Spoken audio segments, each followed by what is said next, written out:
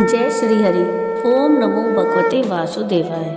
आज मार्गशीर्ष मास के कथा के अंतर्गत भगवान कृष्ण और सुखिया मालन की कहानी सुनेंगे कि कैसे भगवान कृष्ण ने या नन्हे कान्हा ने सुखिया मालन को अपने दर्शन का सुख दिया। तो आइए सुनते हैं भगवान कृष्ण और सुखिया मालन की कहानी। ये बात उस समय की है जब भगवान कृष्ण एक बालक के रूप में गोकुल में रहते थे। भगवान कृष्ण का मनमोहक चेहरा देखने के लिए दूर दूर से लोग दर्शन के लिए आते थे। मैया यशोदा हमेशा अपने नन्हे कान्हा की नज़र उतारती रहती। पूरे ब्रजधाम के लोग, मथुरा बरसाना के लोग कान्हा के सुंदर रूप का ही वर्णन करते रहते थे। वहीं ब्रज में अर्थात गोकुल में एक सुखिया नाम की मालन रहती थी। वह मालन फल, फूल और सब्जी बेचकर अपना गुजारा किया करती। जब वह गोकुल में सुखिया गोपियों से मिलती तो उनसे नंदलाला के बारे में पूछा करती। बाल कृष्ण की लीला सुनने में सुखिया को बड़ा आनंद आता था। उसका मन भी बाल कृष्ण के दर्शन को तरसता रहता। सुखिया कान्हा को देखने के लिए घंटों तक नंद बाबा के महल के सामने खड़ी रहती थी, लेकिन उसे भगवान कृष्ण के कभी दर्शन नहीं हो पाते थे और शाम होते ही वो निराश होकर वापस अपने घर चली जाती।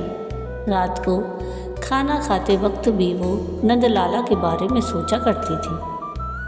भगवान कृष्ण तो अंतर्यामी हैं, उन्हें सब पता चल ही जाता है।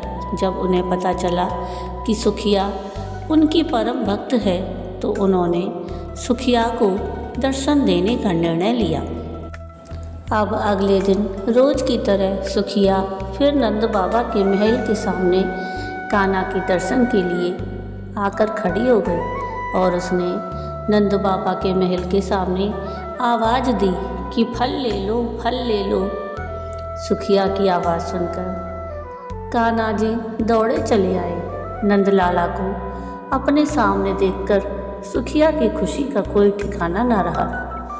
सुखिया ने नन्हे कान्हा को बहुत सारे फल दे दिए। नंदलाला उस समय बड़े छोटे थे तो उनके हाथ में फल नहीं आ रहे थे। फिर भी भगवान कृष्ण को सुखिया का परम प्रेम बड़ा ही पसंद आया।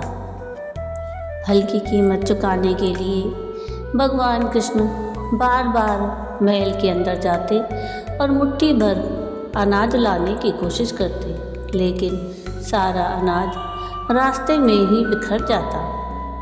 सुखिया को भगवान कृष्ण 2-4 दाने ही दे पाए। सुखिया के मन में इस बात का कोई मलाल नहीं था।